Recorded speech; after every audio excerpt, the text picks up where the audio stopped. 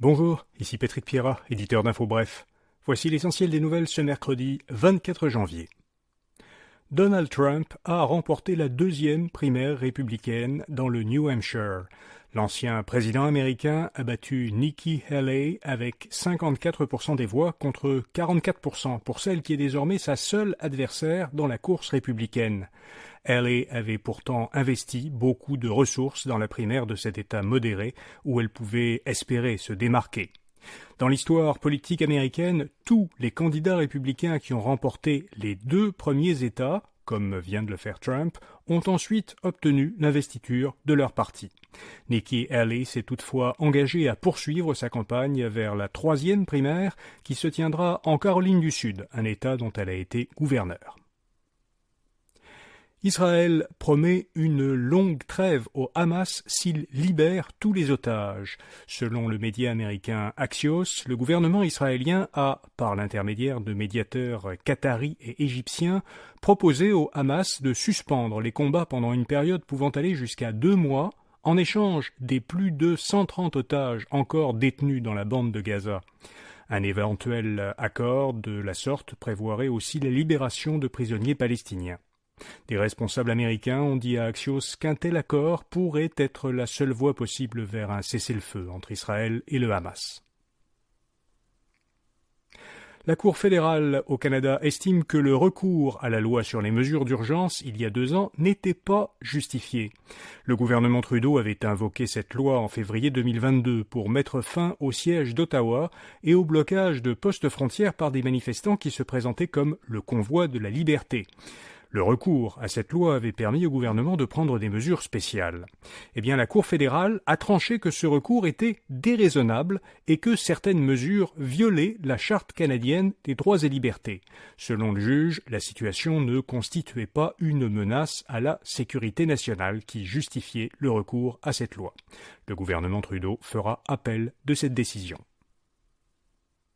Une action collective a été autorisée au nom des personnes décédées en CHSLD au début de la pandémie de Covid-19. Cette action contre le gouvernement québécois est intentée au nom des nombreux résidents qui sont morts entre mars 2020 et mars 2021 dans l'un des presque 120 CHSLD qui ont connu des éclosions majeures de Covid. Le demandeur principal a perdu sa mère de 94 ans en avril 2020. Il affirme qu'elle est décédée dans des conditions assez épouvantables au centre d'hébergement Sainte-Dorothée à Laval. Une centaine de résidents sont morts dans ce centre lors de la première vague de la pandémie. La commissaire à l'éthique va enquêter sur les cocktails de financement de la CAQ. Son enquête concernera un possible manquement du député caquiste Sylvain Lévesque. La demande vise le cas d'une citoyenne à qui une employée du député a proposé de participer à un cocktail de financement de la CAQ, moyennant un don de 100 $, afin d'y rencontrer un ministre pour lui parler de son dossier. Selon les faits allégués, cet employé aurait, dans l'exercice de ses fonctions, utilisé du matériel informatique et une adresse de courriel de l'Assemblée nationale pour mousser les activités de financement de la CAQ. La facture d'électricité des PME pourrait augmenter de 5%, selon des documents déposés devant la Régie de l'énergie. Hydro-Québec propose d'augmenter au 1er avril le tarif commercial de 5,1% et le tarif industriel de 3,3%. Le tarif des clients résidentiels demeure, lui, plafonné à une augmentation de 3%. La Régie de l'énergie doit approuver ces hausses de tarifs commerciaux et industriels. L'an dernier, la facture des PME, qui paient le tarif commercial, avait augmenté de 6,4% et celle des industries de 4,2%. Un quart des entreprises n'ont pas encore remboursé l'aide reçue pendant la pandémie.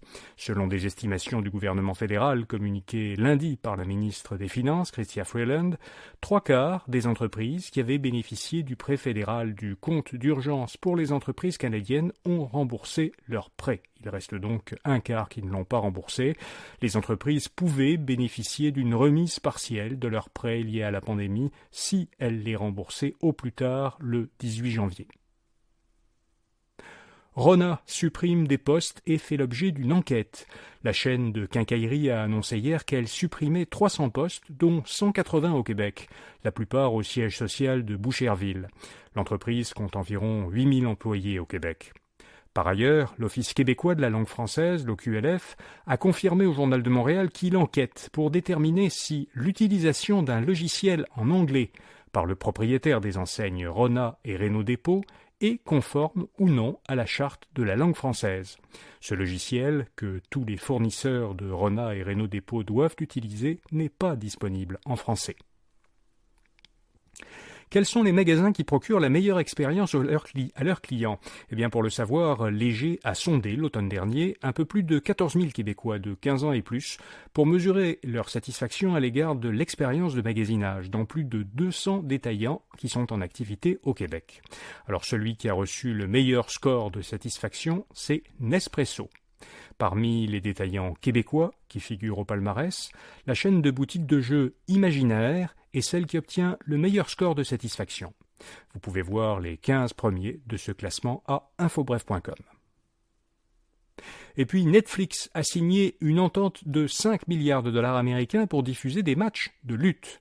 Le géant américain de la diffusion en continu a obtenu les droits de diffusion pour une période de 10 ans de l'émission Raw de la World Wrestling Entertainment. Netflix diffusera cette émission à compter de l'an prochain, d'abord dans certains pays dont le Canada, puis dans le monde entier.